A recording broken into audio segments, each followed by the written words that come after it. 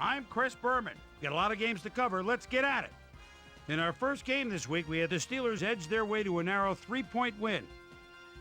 Starvin' Marvin Harrison hauled in over 150 yards receiving and helped his Colts beat the Broncos. We had an interesting free agency pickup of note here. Trey's got the lowdown for us. Trey? All right, Chris. Let's switch gears and talk about players that'll have new homes in the National Football League, as free agency continues to play such a huge role in determining a team's makeup. Griffin will be on the move. You see it there. He'll be getting a nice little payday, too. 4 years, $4.3 million. Matt Hill will also have a new address for a while as he signs a 4-year contract with the Raiders. Chad Morton will have a new place to call home as he accepts a new contract. 4 years, $1.3 million. Ellis Wims got snatched up as well, and he signs a 2-year contract with the Redskins. In the gentle climbs of the Carolinas, we had the Panthers prove ineffective and lose by 21. Down in Qualcomm Stadium, we had the Chargers come away with a brutal 18-point victory. The Jets airmailed 300-plus yards in their victory at Giant Stadium. The Bengals won on the road and will have to travel again next week when they meet the Cowboys. The incomparable Jerry Rice hauled in over 150 yards receiving and helped his Raiders beat the Saints. We had a big injury in this one, and Trey has the lowdown for us. Trey? All right, Boomer, thanks. Before we get to the big news of the week, let's do a quick shakedown on the rest of the NFL's injuries.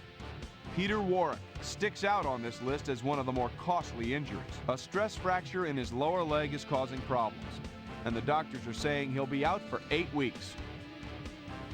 Now the big story of the day. Charles Woodson will be on the sidelines for a while, and that is not good news for his club.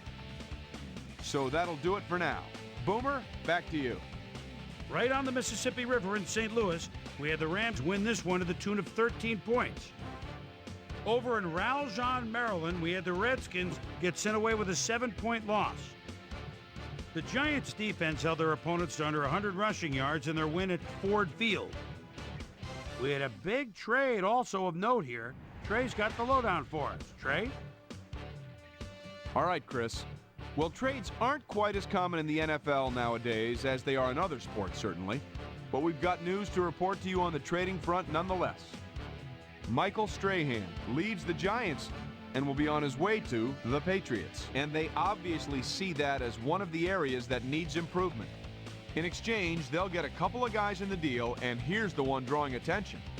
Ty Law is someone that'll be a good fit for this secondary, as his aggressive instincts make him a natural out there. Ravens lost at home and will stay home for next week's game when they meet the Bills. Troy Brown had over 50 yards receiving and helped his Patriots beat the Seahawks. And in our final game, we had the Vikings come away victorious.